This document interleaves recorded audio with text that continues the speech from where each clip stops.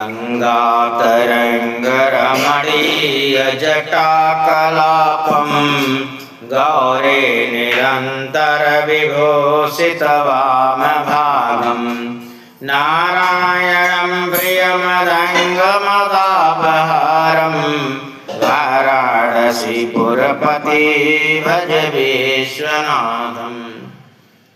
महादेव की चरण में माता पार्वती के चरण में बार बार प्रणाम करके शिव महापुराण में एक कथा है, मैं आपको सुना रहा हूँ।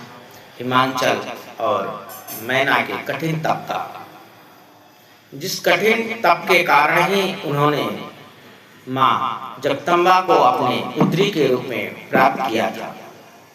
यह कथा जो है ब्रह्मा जी सुना रहे हैं अपने पुत्र नारद जी को। कहते हैं, हे ब्राह्मणों में श्रेष्ठ नारद। देखिए, एक चीज और जानकारी के लिए मिल गया कि नारद जी जो हैं ब्राह्मणों में श्रेष्ठ हैं।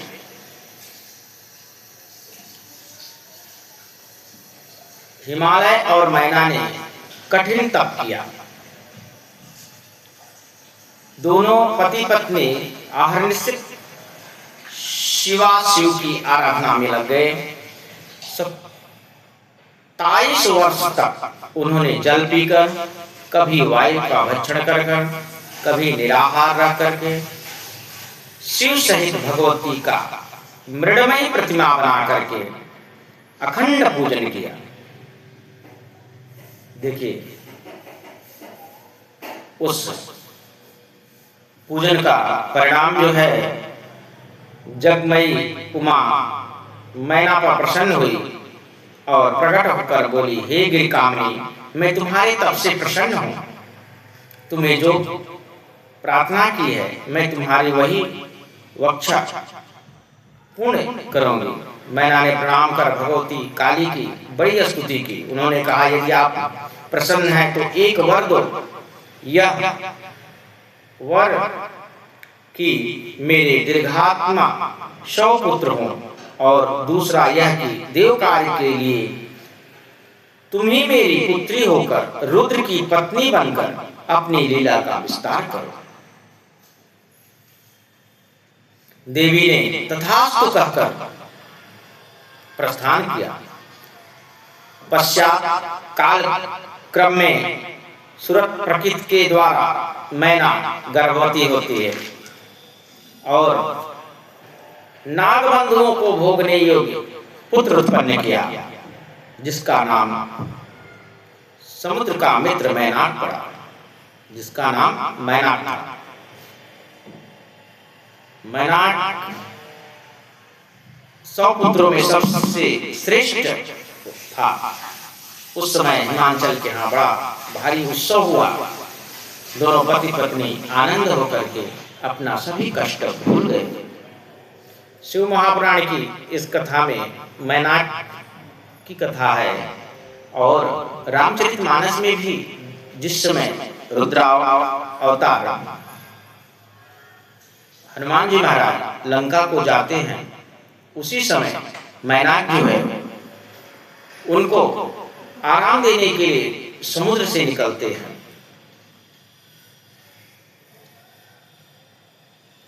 हनुमान तेहि परशा कर पून कीन्ह प्रणाम, राम काज कीन्हे बिनु मोहि कहाँ विश्राम। हनुमान जी महाराज उनको स्पर्श करते हैं, प्रणाम करते हैं, कहते हैं कि हे भक्त, आपने हमको राम काज के लिए आराम के लिए समुद्र में स्थान दिया है, लेकिन इस समय यह उचित नहीं है। जिस कार्य के सिद्धि के लिए माता सीता की खोज के लिए मैं जा रहा हूँ, वह कार्य करके फिर वापस आऊंगा। और ऐसा कह करके हनुमान जी महाराज अपने गंतव्य को आगे बढ़े जाते हैं। इस कथा से यह भी संदेश मिलता है कि हनुमान जी महाराज की तरह जब लक्ष्य को प्राप्त करने के लिए आप आगे बढ़ते हो तो विश्राम न करिए, आप अपने मार्ग पे आगे बढ़ते रहिए, क्योंकि जब आप विश्राम करने लगेंगे, आप आलस्य करने लगेंगे, तो इसमें बाधा आ जाएगी, रुकावट आ सकती है। चाहे विद्यार्थी वर्ग हो, चाहे व्यापारी वर्ग हो, चाहे नौकरी पेशा वाले जो भी हों, अपने कार्य के प्रति जागरूक रहें और लक्ष्य की प्राप्ति के प्रति उत्सुक रहें, जिससे आप जो है अपने लक्ष्य को प्राप्त करें। हनुमान जी महाराज विश्राम कर सकते थे, लेकिन कहें कि राम काज कीन्हे मोहि, हमको यहाँ राम के काज के बिना जो है पूरा करे बिना हमको आराम नहीं है। इसलिए हनुमान जी से यह शिक्षा मिलती है कि आप जो है जिस कार्य के उद्देश्य के लिए चले गए, कितना भी भारी रुकावट आए, सुरसा जैसी बाधाएं पड़े, लिंकनी जैसे बाधा पड़े, कुछ भी हो, लेकिन आप जो है विजय पथ पर, कार्य पथ पर अग्रसर रहे। भगवान भोलेनाथ के चरण में बार बार प्रणाम करके हम आपको शुभ महापुराण की और भी कथाएं, अपने दूसरे कथाओं में भी नवीन कथाओं का श्रवण कराएंगे। जिसे मैनाक पर्वत की कथा बहुत कम लोग जानते हैं कि मैनाक जो है मैना के बड़े पुत्र हैं, यह चीज सबको नहीं मालूम है। अब जो हमारे इस कथा को श्रवण करेंगे उनको स्पष्ट ज्ञात होगा।